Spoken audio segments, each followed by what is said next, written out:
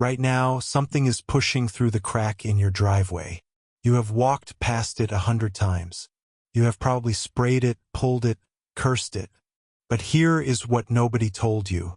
That plant, the one you just tried to kill this morning, contains more omega-3 fatty acids than any leafy vegetable on Earth. Scientists confirmed it. The data is real. And the people who profit from your ignorance are counting on you never finding out. 60 years ago, a tomato tasted like something alive, sharp, earthy, dense with flavor that hit the back of the throat like a warning. Today, that same tomato sits under fluorescent grocery store lights, perfectly round, perfectly red, and almost completely empty. The USDA's own nutritional data shows a 38% decline in iron, a 15% drop in vitamin C, and a near-total collapse in calcium density across commercially grown produce since 1950.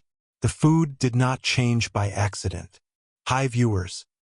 Before we go any further, drop a comment right now and tell us, what is one weed you pulled out of your yard just this week? The answer to that question might genuinely shock you by the end of this video. While grocery giants engineered shelf life over nutrition, while herbicide companies built billion-dollar empires classifying wild plants as enemies, 15 of the most powerful natural medicines in North America kept growing. Quietly, stubbornly, right through the concrete. They never left. But the most unsettling part is not that this knowledge disappeared. It is that one of the most powerful cardiovascular protectors on Earth is currently growing through the cracks in your sidewalk, and your city is paying someone to destroy it. The plant has thick, rubbery stems, dark red at the base, flat, paddle-shaped leaves no bigger than a thumbnail. It hugs the ground like it knows someone is coming to pull it, and they always do. Purslane, Portulaca oleracea, classified in 40 U.S. states as a noxious weed, legally a nuisance, scientifically a biological event. In 1992, Dr. Artemis Simopoulos at the Center for Genetics, Nutrition and Health in Washington, D.C. published findings that stopped researchers cold. Purslane delivered 300 to 400 milligrams of alpha-linolenic acid per 100 grams of fresh weight. More omega-3 fatty acid than any other leafy plant ever recorded. More than kale. More than spinach. More than the entire leafy green section of a Whole Foods market combined. The global fish oil supplement industry is worth $4.1 billion annually. Bayer, Syngenta, and Corteva sell herbicide products specifically engineered to eliminate purslane from American lawns. Do the math on that. A plant that gives away for free what those companies sell for a profit, and they have spent decades making sure you see it as trash. But there is more. 3 feet from where purslane grows, something else is happening underground. A taproot is drilling down through clay and compacted soil, pulling calcium and potassium up from depths commercial farming cannot reach. Most people see a yellow flower and reach for the weed killer.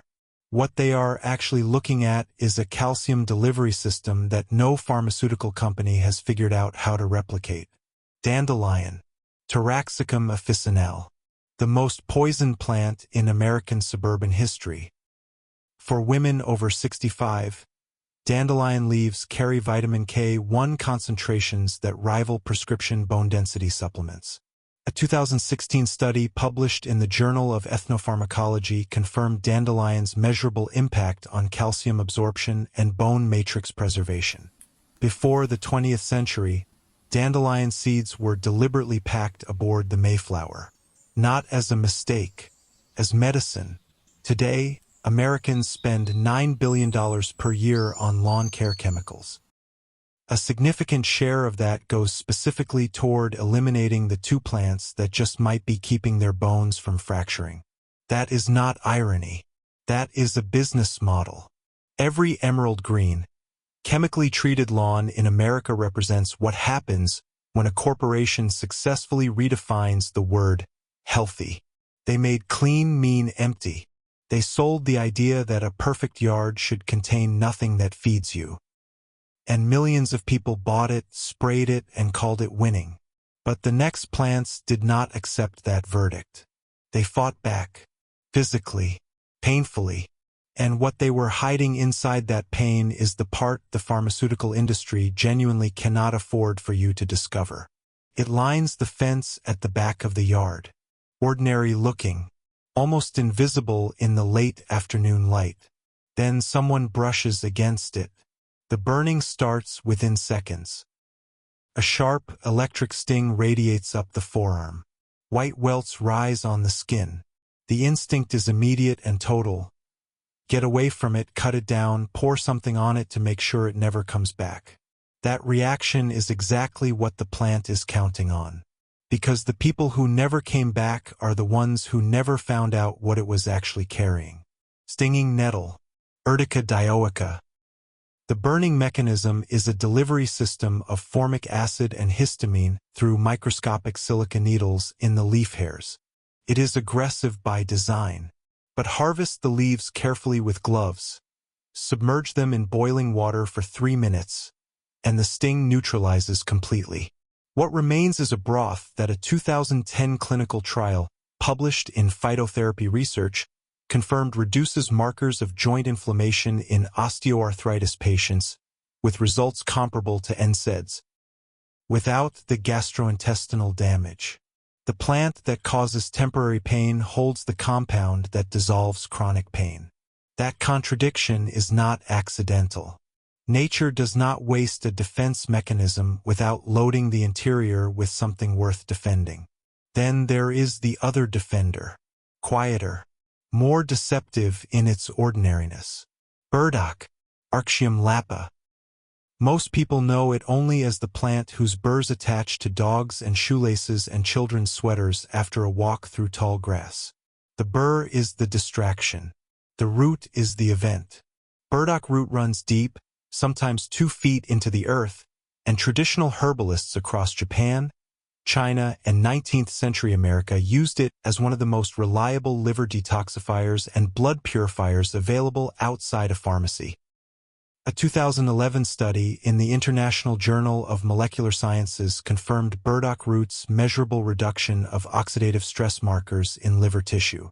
The same burr that ruins a wool sweater is protecting a root that cleans human blood.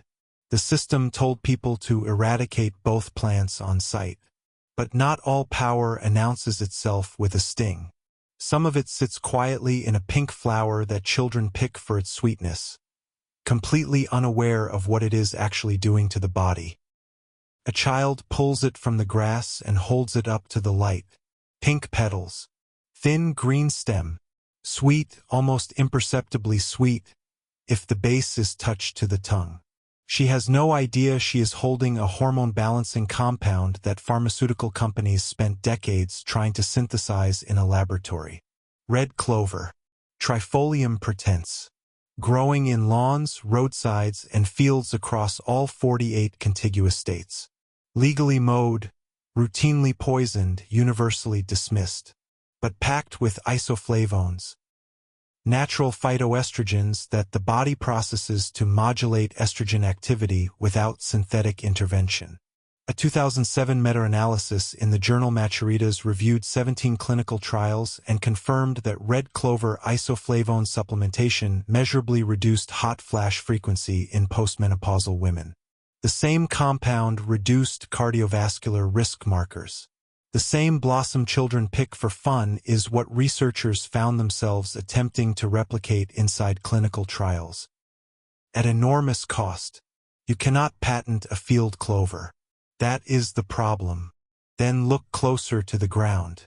A few inches lower than the clover, almost invisible beneath it, a delicate green mat is spreading across the flower bed. Gardeners pull it out by the handful every morning, annoyed by how fast it returns. Chickweed, Stellaria media, the plant that dissolves what your body cannot flush alone. Traditional lymphatic medicine, practiced across Europe and early America, identified chickweed as a primary tool for reducing cystic accumulation and flushing metabolic waste from the lymphatic system. Modern integrative practitioners still use chickweed tincture for exactly this application. The women who knew this were not witches or folk healers operating on guesswork. They were accurate.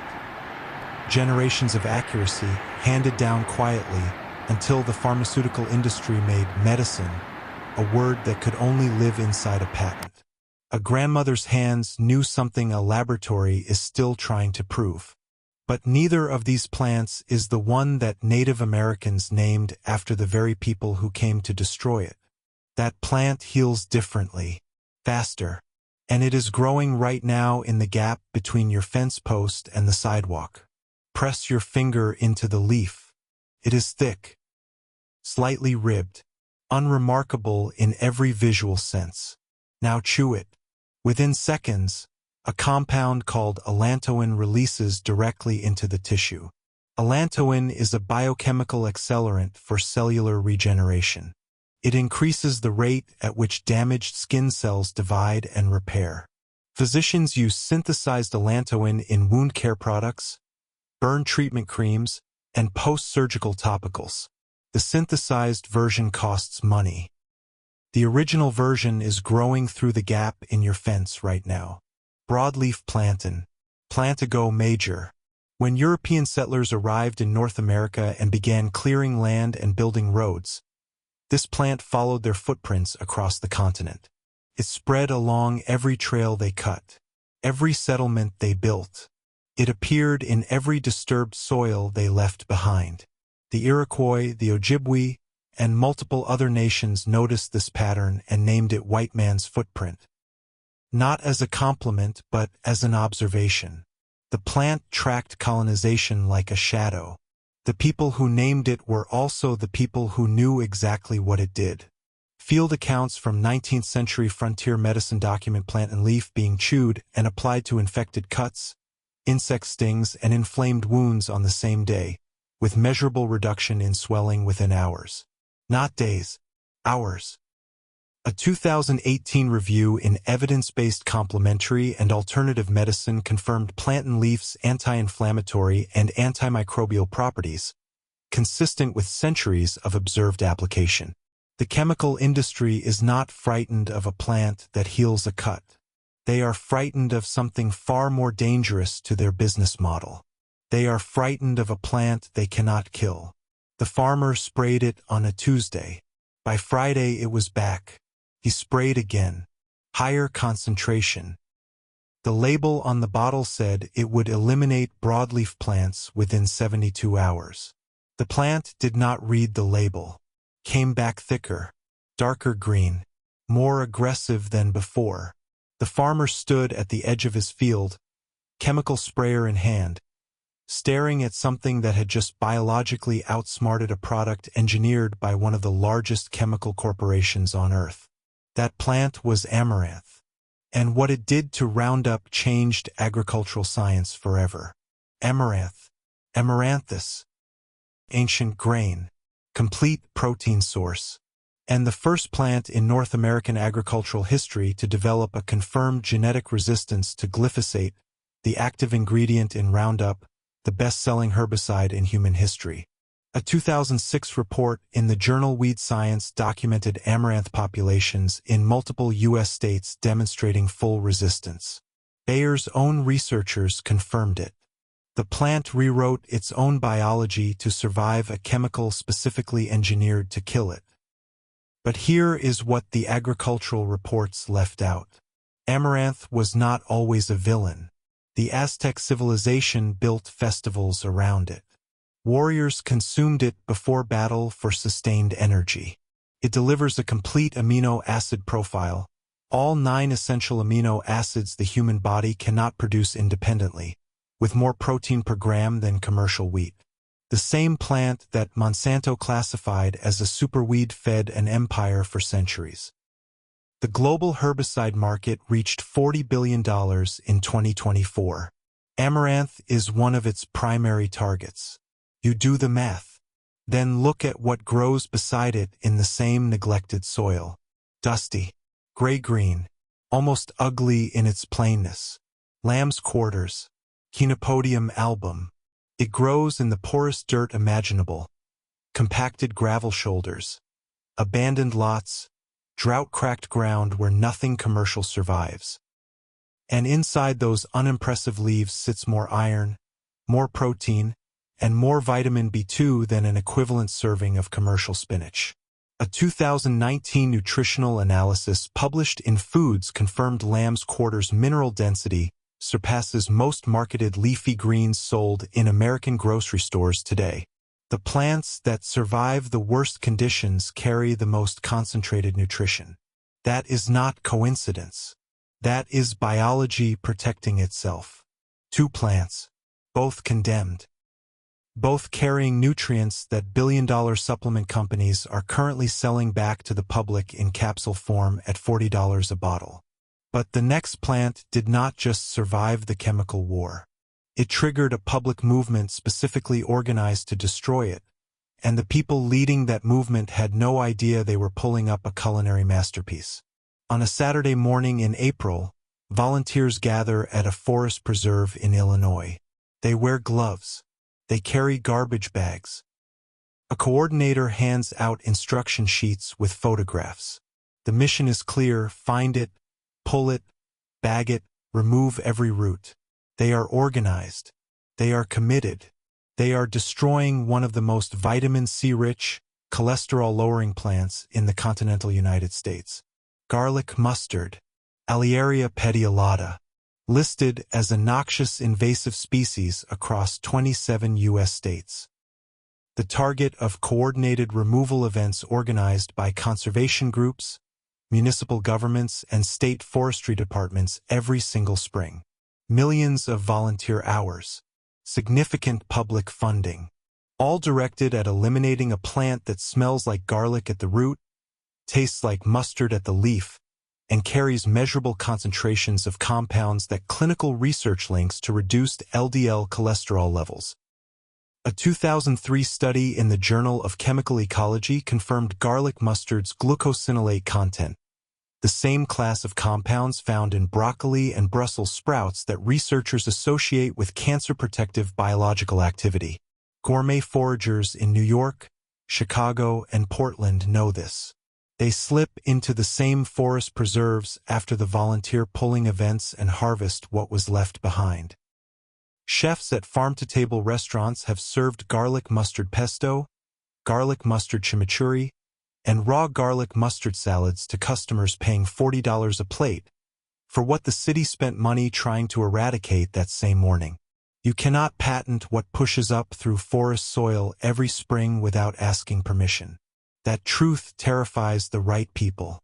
But conservation groups pulling garlic mustard are at least working in daylight. The next plants operated in a different theater entirely. They were the emergency room of the 19th century, and the soldiers who needed them most had no other option. The wound was deep. The field surgeon was 3 miles back. The soldier pressed the only thing available directly into the cut, a handful of feathery leaves pulled from the ground beside the road. The bleeding slowed, then stopped. That was not luck. That was yarrow. And soldiers on both sides of the Civil War knew exactly where to find it. Yarrow, Achillea millefolium. Its name traces directly to Achilles, the Greek warrior who, according to ancient accounts recorded by the physician Dioscorides in 90 AD, used crushed yarrow leaves to treat battlefield wounds during the Trojan War. The name survived because the observation survived. Yarrow leaves contain a compound called achiltin, confirmed by modern phytochemical analysis to activate platelet aggregation and accelerate clotting in open wounds. A 2017 review in the Journal of Traditional and Complementary Medicine documented yarrow's hemostatic properties as consistent across 3,000 years of recorded human use across Greece, Persia, China, and indigenous North America. 3,000 years. One plant. The same result every time.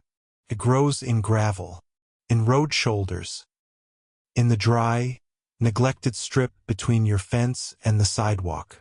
Right now, unnoticed. Then the lungs needed something different. The plant stood 6 feet tall in the dry gravel at the edge of the parking lot. Soft, gray-green leaves the texture of thick flannel. A tall yellow spike reaching toward the light. Most people walk past it without a second glance. Mullein, Verbascum thapsus.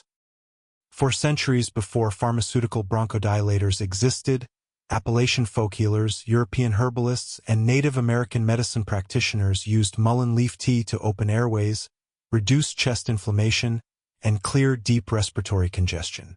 A 2002 study in the Journal of Alternative and Complementary Medicine confirmed mullein's documented traditional application for respiratory conditions including bronchitis and dry, persistent cough, describing it as a botanical expectorant of measurable clinical relevance.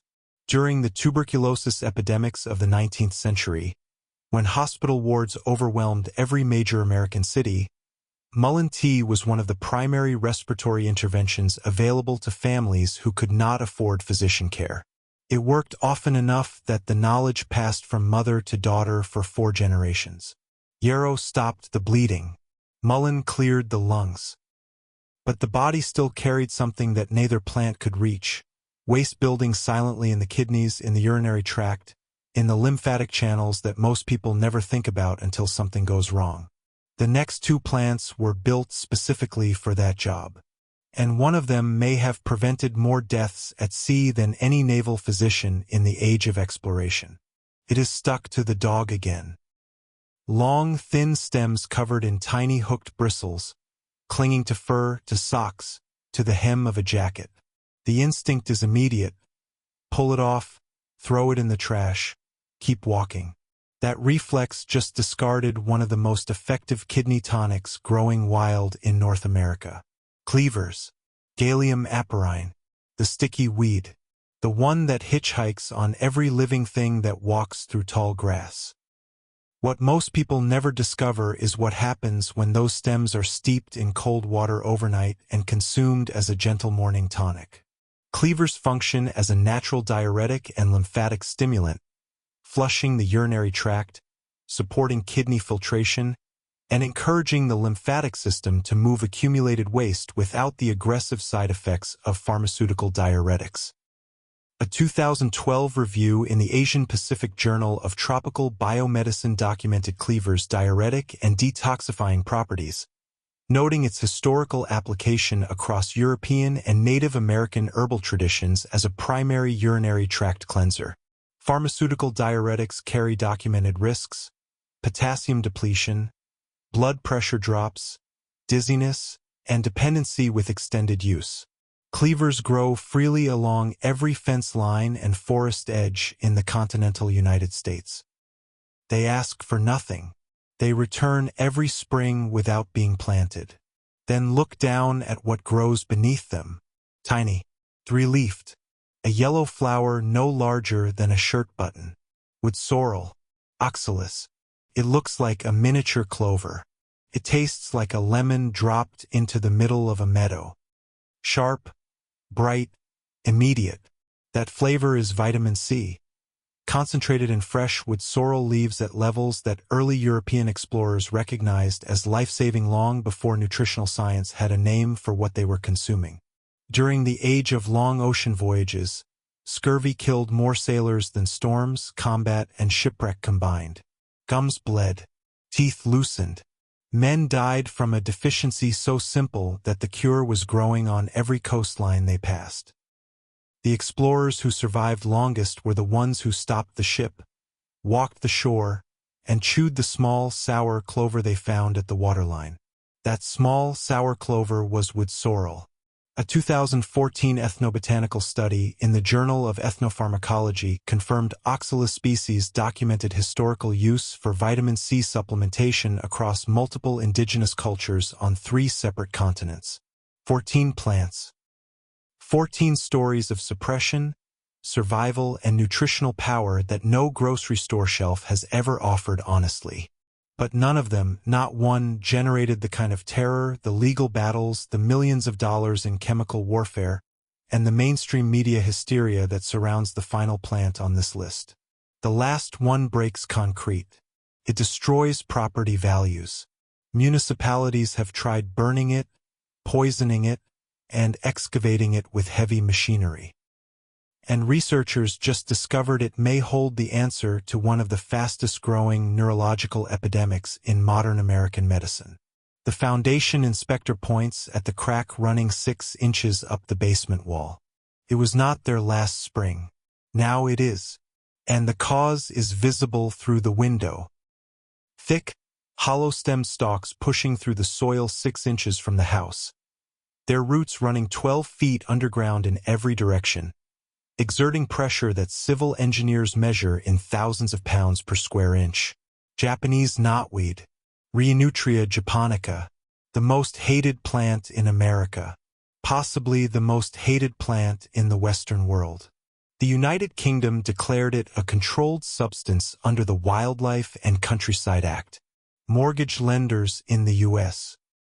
have denied home loans based solely on the presence of knotweed within 20 feet of a property. Remediation companies charge between $20,000 and $50,000 to remove an established colony, with no guarantee it will not return. It breaks concrete. It splits foundations. It climbs through drainage pipes. It emerges through asphalt parking lots like the ground itself is rejecting the surface. And then, in a laboratory at the University of Massachusetts, something happened that changed the conversation permanently. Researchers analyzing knotweed root extracts discovered what they were not looking for. Resveratrol, the same antioxidant compound found in red wine, celebrated in cardiovascular research since the 1990s, present in Japanese knotweed root at concentrations that dwarfed every other known natural source. A 2015 study in the journal PLOS One confirmed knotweed-derived resveratrol's bioavailability and antioxidant potency. The supplement industry immediately began sourcing it, quietly without public announcement, because the irony was commercially inconvenient. But that was only the beginning. In 2005, Dr. Stephen Buhner, a clinical herbalist with 35 years of botanical research experience, published clinical documentation of Japanese knotweed roots' effect on neurological Lyme disease, the form of the illness that crosses the blood-brain barrier and resists standard antibiotic treatment. Knotweed's resveratrol and stilbenoid compounds cross the blood-brain barrier themselves, reducing neurological inflammation at a level that pharmaceutical interventions have struggled to achieve without damaging side effects. Lyme disease diagnoses in the United States have tripled since 2004. The CDC currently estimates 476,000 Americans are diagnosed annually. Neurological Lyme, the form that standard treatment frequently fails, is one of the fastest-growing diagnostic categories in American medicine. The plant that real estate attorneys put in property disclosure documents. The plant that homeowners spend their savings trying to kill. That plant is sitting at the center of one of the most urgent neurological treatment conversations happening in integrative medicine right now. 15 plants. 15 stories of power disguised as nuisance. Purslane delivering omega-3s through a sidewalk crack. Dandelion pulling calcium from soil that commercial farming exhausted. Nettle hiding an arthritis treatment behind a sting. Burdock running a blood purifier 2 feet underground. Red clover balancing hormones in a pink blossom children pick for fun. Chickweed dissolving what the lymphatic system cannot flush alone. Plantain accelerating cellular repair with a chewed leaf. Amaranth outsmarting the most widely used herbicide in history. Lamb's quarters feeding more iron than spinach in the dirt no one wanted. Garlic mustard protecting cardiovascular health while volunteers bag it by the ton. Yarrow clotting blood on battlefields for 3,000 years. Mullein clearing lungs before pharmaceutical bronchodilators existed. Cleavers flushing kidneys from a fence line. Wood sorrel keeping sailors alive on open ocean. And knotweed, the most despised plant in the Western world. carrying a compound that crosses the blood-brain barrier to reach the inflammation that modern medicine cannot always touch. Step outside tomorrow morning. Look at the cracks in the driveway. Look at the edges of the fence. Look at the strip of ground between the sidewalk and the road that nobody tends and nobody claims. They are still there. Every single one of them. They kept coming back through the concrete, through the chemicals, through 60 years of systematic erasure. They were never waiting for a laboratory to validate them. They were waiting for the person walking past to remember what their grandmother already knew. The knowledge was never lost. It was just growing where people stopped looking. If this video opened something in you, if it made you see your yard, your driveway, your neighborhood differently, then this channel exists exactly for you. Subscribe right now and turn on notifications. Every story released here is built on the same foundation. Knowledge that was buried, knowledge that survived, and knowledge that belongs to the people who are willing to remember it. Share this video with one person today, not because it is entertaining, because it is true. And leave a comment below. Tell us which of these 15 plants is growing on your property right now. Your answer might remind someone else that what they called a weed was never the enemy. The next story opens soon. Do not miss it.